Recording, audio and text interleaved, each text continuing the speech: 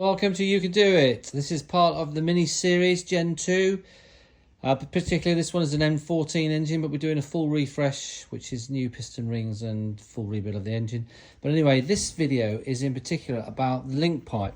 Now there's lots of videos on there about taking out the link pipe, but there's not many videos that actually show you exactly how it is, where it goes, because most of the videos have got it with the engine fully built up. So I thought I'd do this video just to quickly show you the link pipe, where it goes, what connects into it, just so that when you're trying to get it off and you've got everything else on the engine, you're trying to do it around the side here with the pipes all in the way, you can actually see the lay of the land. So I want to show you this now, because I was looking for such a video and I couldn't find one. All right, so here we are. Here's the link pipe. Right, so this block, this is the deck of the. I'm putting new pistons in it now. So your cylinder head would be here and coming right up here. So then you have your thermostat mounted on the side here. When the thermostat, it protrudes down here and it goes in here. And you've got the ring, and then you've got a little clip there, which goes down there to clip it in, right? Now just, once you take that clip out, to pull it out of here is really difficult, because it is sealed in there. It's quite a hard pull. Okay, so this is the link pipe. You see where it's bent here, then it goes down and it goes into the back of your water pump. Now you can see there that you've got these little flanges here, and that's sort of basically is telling you when you pushed it in far enough. All right. Now there's a little there. Now some of the ones that you get aftermarket, I've got one that goes. There's one there, and there's one there, and there's always that one there. And that one there is what this clips on here, and this is your wiring loom with your injectors. So it's sort of like beneath your injectors, because your injectors are up here. It's beneath there. You've got that there, which clips into there. So you're going to need to come down here with some sort of screwdriver or hand and pull that out, because you can't just pull that off, because otherwise you're trying to pull your wiring loom. All right. So this is, I haven't touched this. I've just basically taken the thermostat out. I've done all the head work now and piston work. So I'm now just coming to work on this. So I haven't moved this at all. Now this pipe is the OEM, and it's got a date stamp on it of 2008. So this is the original link pipe for this Mini N14, and it's done about 140,000 kilometers. Okay, it's been serviced by BMW always, so it's been well looked after, but this is the original pipe. Now these pipes go really brittle and manky. So what we're going to do now to check is we're going to take this pipe out. Okay, so this is the first time it's moved, right, since God knows when. So I'm now trying to lever that out. Oh, look, we've got some water. And that is exactly why we changed these pipes. Look at that. So that's basically, has sort of failed, right? But that should have an O-ring around it.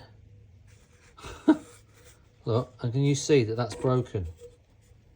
Wow.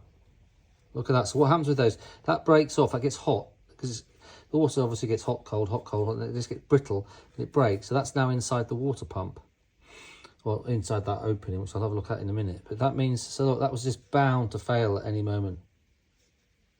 It's basically failed, it's just waiting to pop off. It's only really, it's not leaking because it's sort of held in there by the thing. But then of course that will go on you at some point when you're on a trip and strand you. And of course once all your coolant goes out, you haven't got a temperature sensor in here to actually tell you on the gauge, so you wouldn't know, because it needs water in the system to tell you that it's overheated. But if you've got no water in your system, you're just going to cook your engine. All right, so now if we look down here, if I get my torch, there, look, do you see the problem? So that seal is there, and that bit there is broken on it.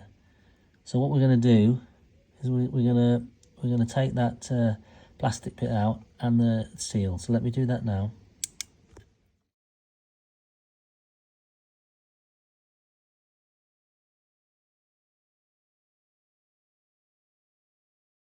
Okay, so what we do now is going to clean that surface inside there, make that all nice and clean.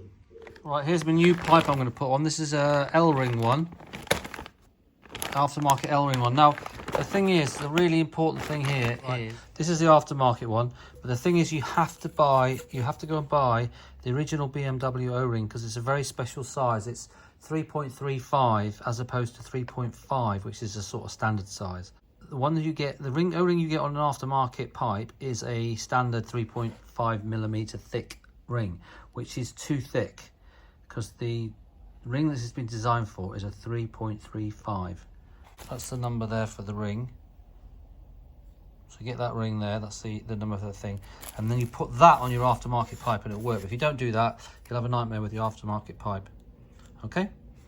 So, trust me, I spent a lot of time measuring up all the differences. So it's the O-ring that causes the problem. Because a lot of people say only buy BMW. But that's why, because the BMW O-ring. This is the thermostat, right, and that flat bit along the bottom there sits flat on that head like that. So that gives you an idea, look, of the angle of that pipe.